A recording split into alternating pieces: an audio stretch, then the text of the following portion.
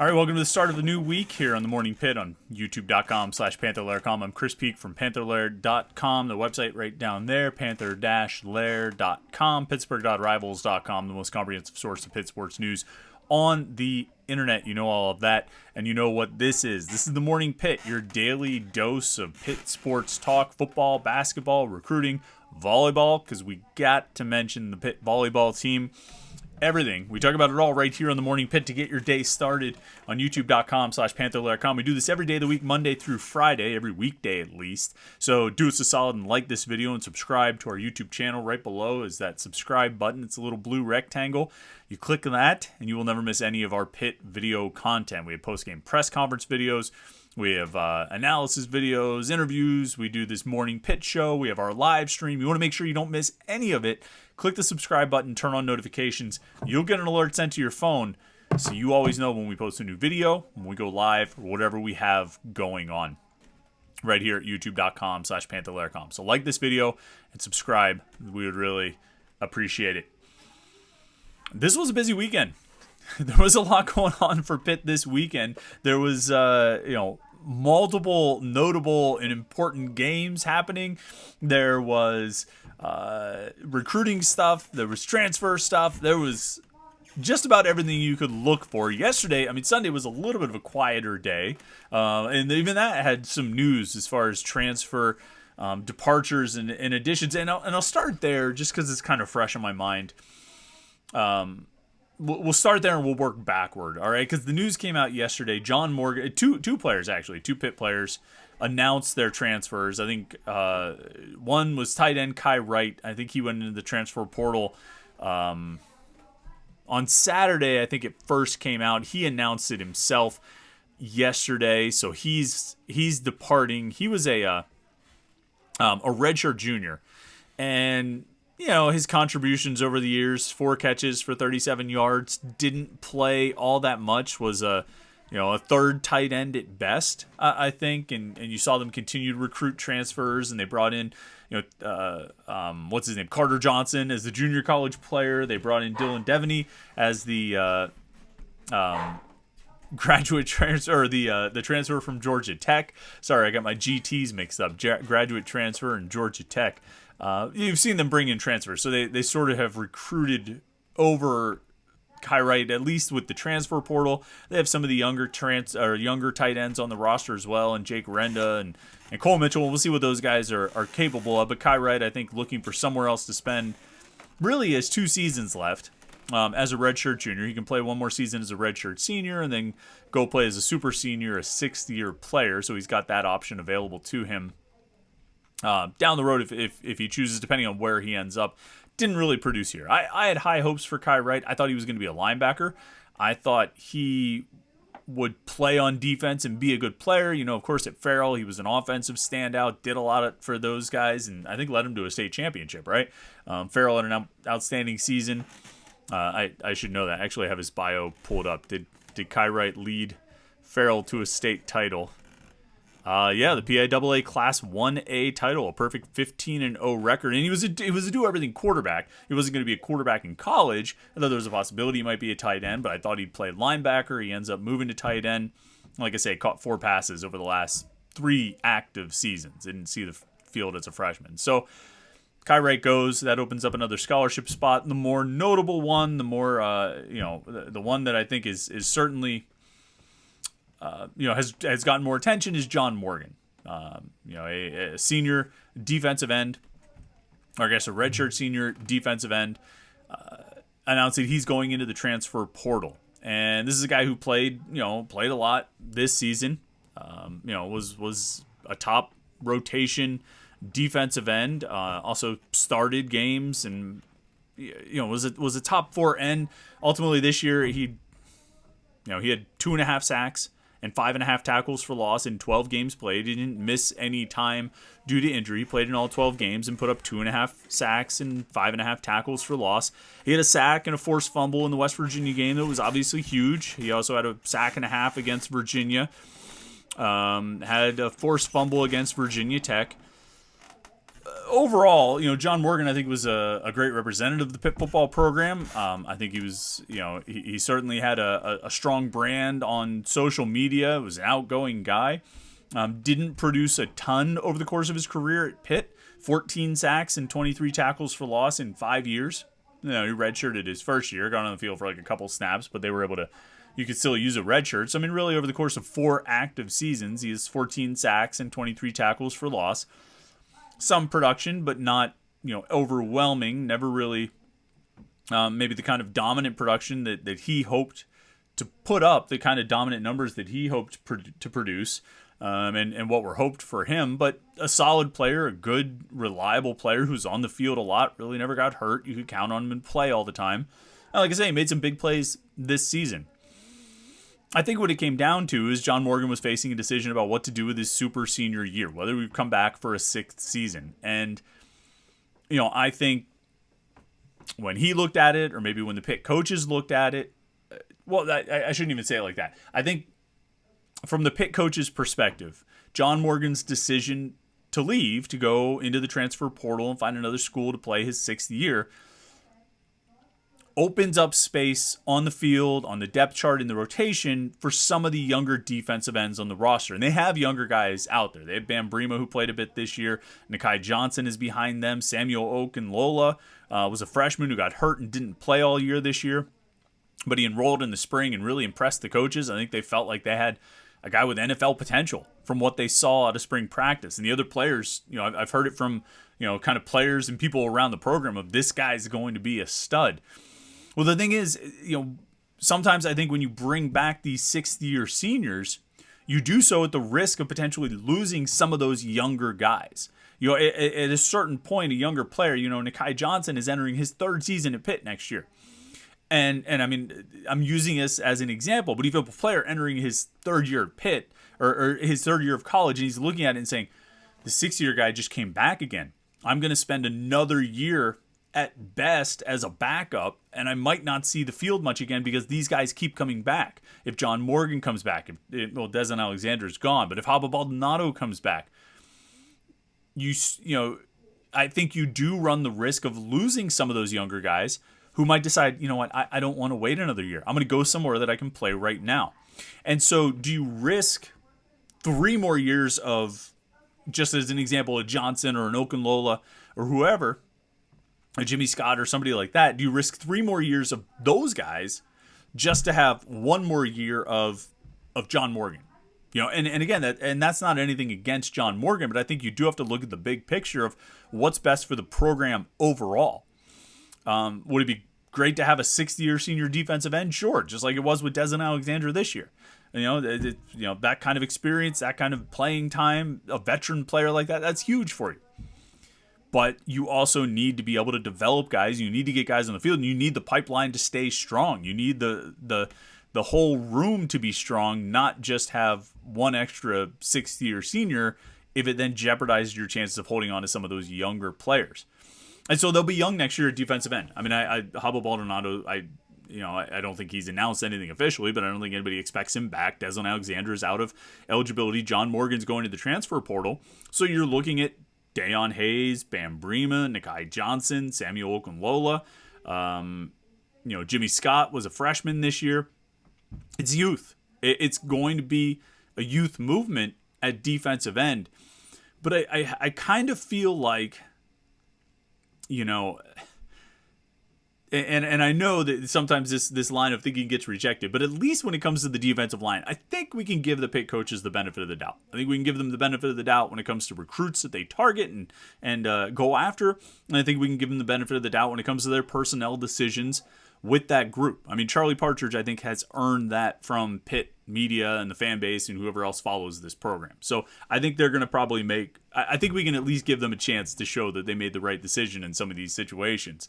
But it'll be a youth movement at defensive end, and we'll see how, what happens. I think all these guys we're talking about, Okunlola, Johnson, Dayon Hayes, they were all 4-star prospects coming out of high school. I think there was a lot of hype. The Pitt coaches were excited about them coming out of high school, and we're going to see what they can do next year, which, I think that's kind of something to look forward to. what John Morgan is and what Haba Baldonado is and what Deslin Alexander is. And those guys contributed to a lot of big wins for this team. They contributed to an ACC championship. Now it's time for the next wave. Dayon Hayes pops up on the screen just at the right time, doesn't he? So that was sort of the big news on the football movement front. Over the weekend, the football coaches also hosted 3 official visits. The quarterback commitment, Ty Diefenbach, 4-star tight end prospect Jamari Johnson, and then 3-star running back prospect TJ Harvison. Harvison fresh off a state championship win. Johnson, of course, a Louisville commit, and then Diefenbach is committed to Pitt. We have some thoughts on those guys. I think they have a pretty good chance at landing Harvison, the running back, to be a second back in this class, but of course, you got to check Panther-Lair.com for a little bit more insight on that. That's just sort of the brief overview of those guys. We'll have a lot of info on Panther-Lair.com about those guys throughout the week and beyond, heading into signing day, which is now 9 days away. It's next Wednesday. So clock is ticking. Still feels like it's going to be a long week until then. Volleyball. Pitt Volleyball going to the Final Four. We're going to talk volleyball and then we'll talk basketball after that. But Pitt Volleyball going to the Final Four for the second year in a row. They beat Wisconsin on Saturday night, a road game, because Wisconsin was hosting as a number 1 seed. They hosted in the the Elite 8 round.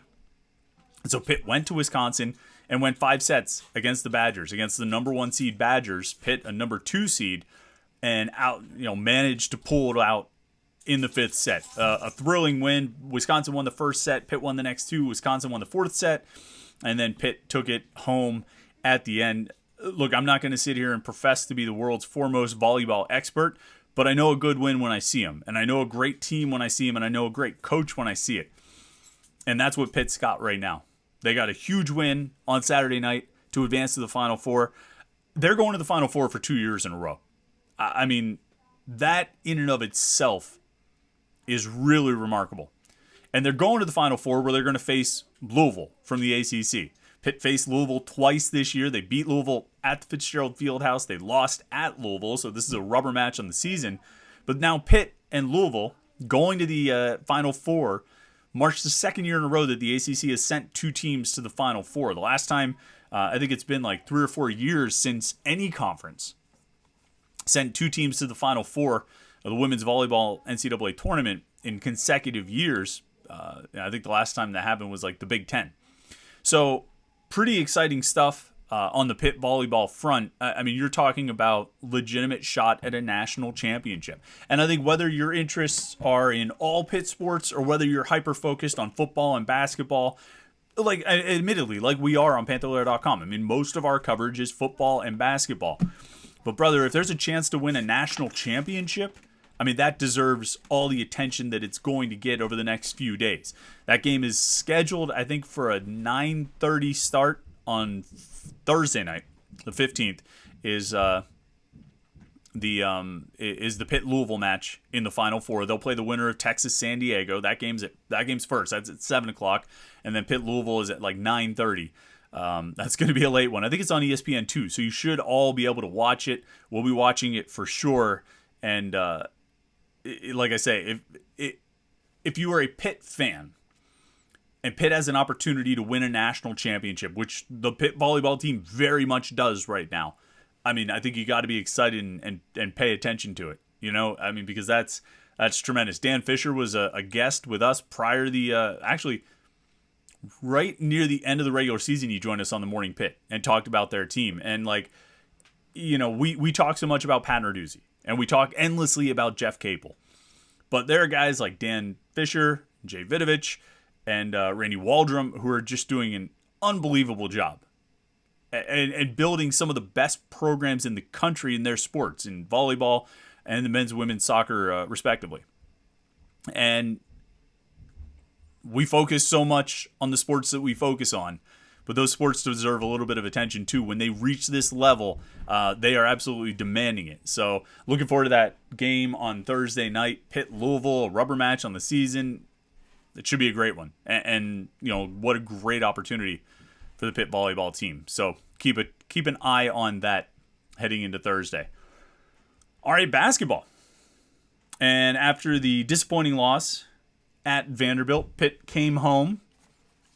After really a 3-game road trip where they played at Northwestern and at NC State and at Vanderbilt. They beat NC State and Northwestern. They lost at Vanderbilt. And they came home to host Sacred Heart on Saturday afternoon. And it sort of looked like their previous games at home did. The Alabama State game and the Fairleigh Dickinson game and the William & Mary game. Now, before we go too far down this path, Pitt won 91-66. 25-point blowout win for the Panthers over Sacred Heart. They have one more non-conference game left against North Florida next Saturday, I think it is. But it looked a whole lot like those other three wins, the Alabama State, Fairleigh Dickinson, William & Mary games, where in the first half, they didn't look so hot. Didn't look like they were that far separated from the low or mid-major teams they were facing. And then in the second half, they just absolutely blew them out. And that was the case in all four of these games. If you want to roll the clock back to the Alabama State game, Pitt was losing at halftime, 34-31. Fairleigh Dickinson, they were up 35-28, but didn't feel like a really good 7-point lead. And then William & Mary, they were losing that game too, 37-33. Sacred Heart, it's a 5-point lead at halftime, 41-36. And again, a 5-point lead that didn't feel all that great. In every one of those games, Pitt absolutely poured it on in the second half. They outscored Alabama State by 22 in the second half. They outscored Fairleigh Dickinson by 15 in the second half. And they outscored William & Mary by 20 in the second half. They matched that on Saturday against Sacred Heart with a 50-30 scoring advantage after halftime. Compare these numbers. And I know numbers are kind of tough when we're doing these videos or we're doing podcasts. I should put the numbers on the screen so at least if you're watching the video, you could see it. But just compare the numbers. I'll try to say them as succinctly as possible or clearly as possible. Field goal percentage. All right, these four games. All right, the Sacred Heart game, Alabama State, Fairleigh Dickinson, William & Mary game. Field goal percentage in the first half, 36.5 in those four games combined. Field goal percentage in the second half, 55. So you're talking about an increase of 18 percentage points. They made 46 first half field goals against those four teams, 71 second half field goals. Same thing with 3-point shooting. First half against those four teams, 29.3% from three. Second half, 41.8. You're looking at an increase of 12.5 percentage points. They made 17 in the first half, 23 in the second half against those four teams. Huge increases, huge improvements in terms of scoring, which is what is this? That's going to be this team's bread and butter. They are a scoring team. They're an offensive team. And when they win, they're going to win with offense. They need to play as hard on defense as they possibly can. I don't know if they're going to be a great defensive team. They're not right now. And I'm not sure if they're ever going to be, but they can score. They've got the players to score, and that's how they're going to win. That's what they need to do to win. And so in the second half, of these four games where they shoot 55% from the floor and 41.8% from three, that's who they need to be. And it translates to total scoring. I told you they were losing two of those four games at halftime, and the other two they weren't winning by that much. Total scoring in the first half of those four games: Pitt 140 points, the opponents 135. It's a scoring difference of 1.2 points per game. On average, in the first half against those four teams, Pitt outscored their opponents 35 to 33.8. Second half, 46.8 to 27.5. A 20-point advantage on average in the second half. Those are just averages. 46.8 points per game in the second half against those four teams, allowing 27.5. Now, there's absolutely something to be said for some of these games, and Sacred Heart was another one, and I think just about all these games were the opponent just hit a bunch of shots almost uncharacteristically in the first half, and in the second half they didn't. And it was sort of flip side. Pitt missed a bunch of shots almost uncharacteristically in the first half, and in the second half they made them. And you don't want to be, I don't want to be too reductive or simplistic, but that was largely what these games have come down to, is whether Pitt hit shots or they didn't. And, secondary, whether the opponents hit shots or they didn't. And so you look at some of this. I mean, you're looking at a 20-point per game difference in the second half. You're looking at an increase of nearly 20 percentage points in shooting from the floor. Now, some of that is helped from the which game was it? The Fairleigh Dickinson game where they went 17 of 17 from inside the arc in the second half.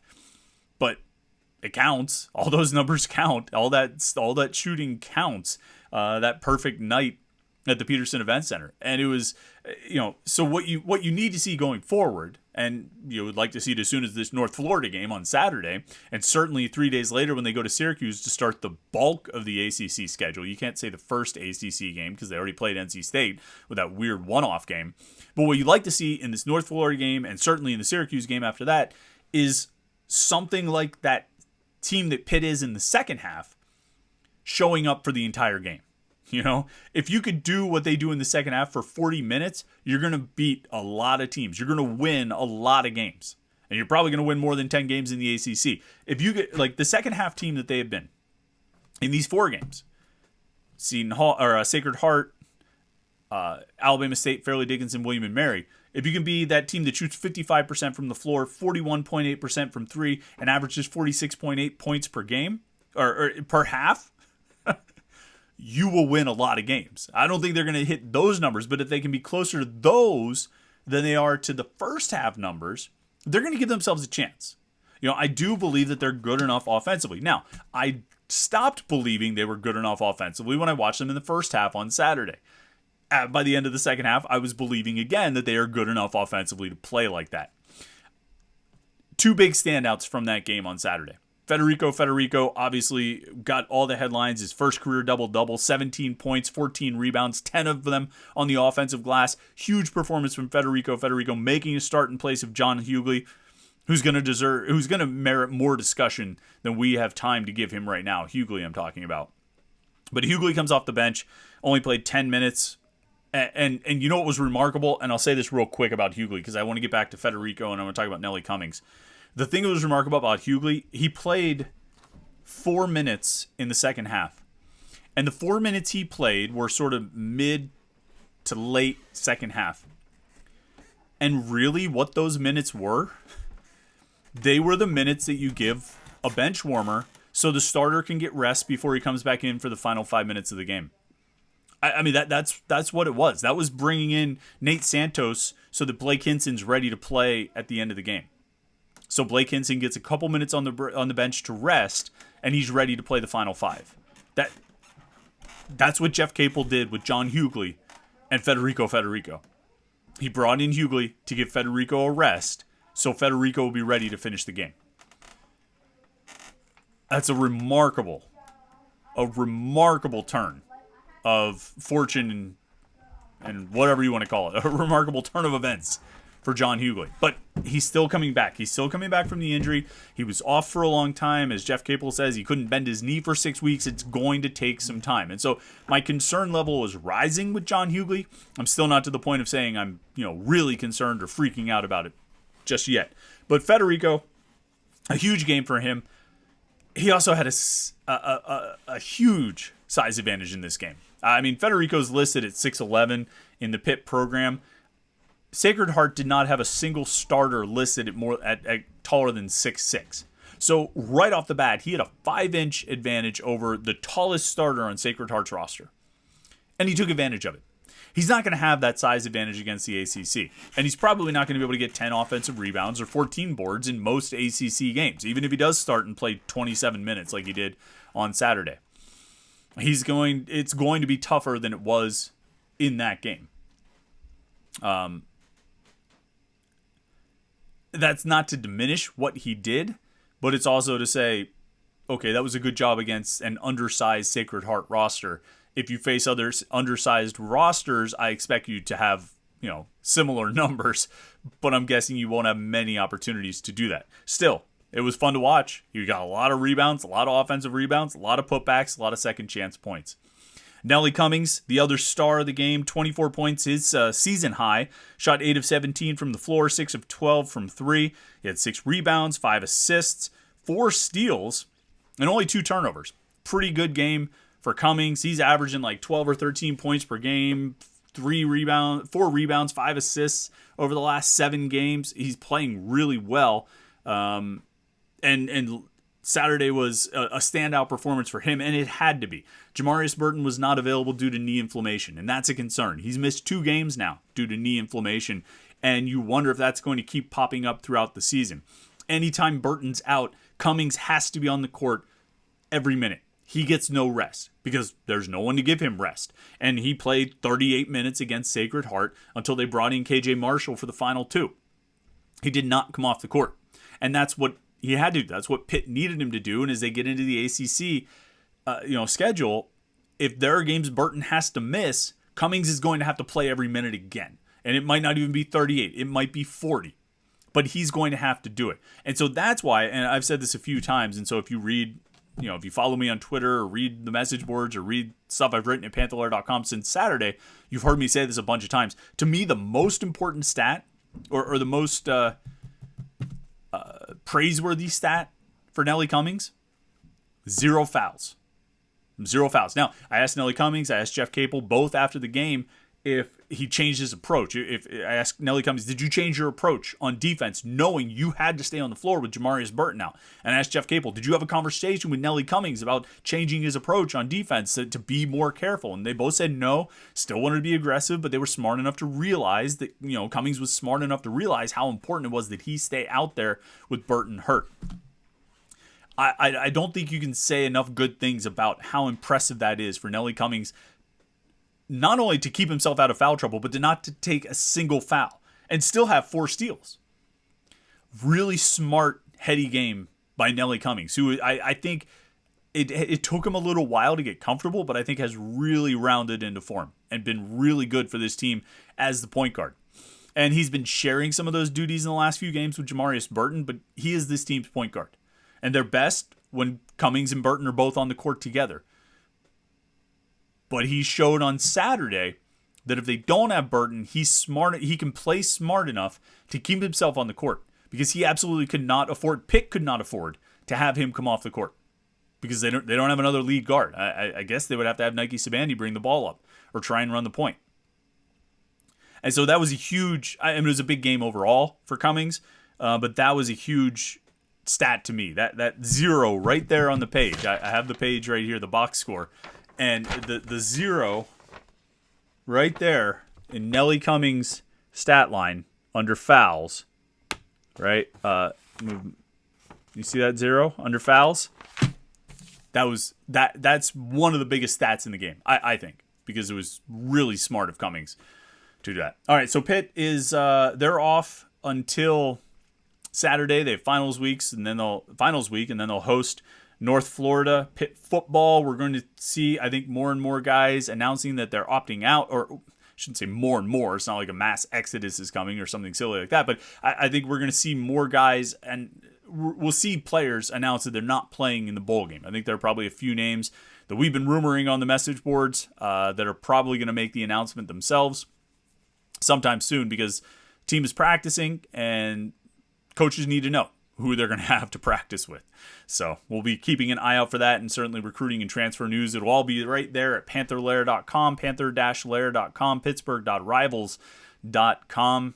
All the football, basketball, and recruiting coverage right there, Panther-Lair.com. And of course, you stay tuned right here on YouTube.com/Panther-Lair.com. We'll have our live stream on Wednesday night at 8:30. All your comments and questions, you can join the conversation. We'll talk all things Pitt sports.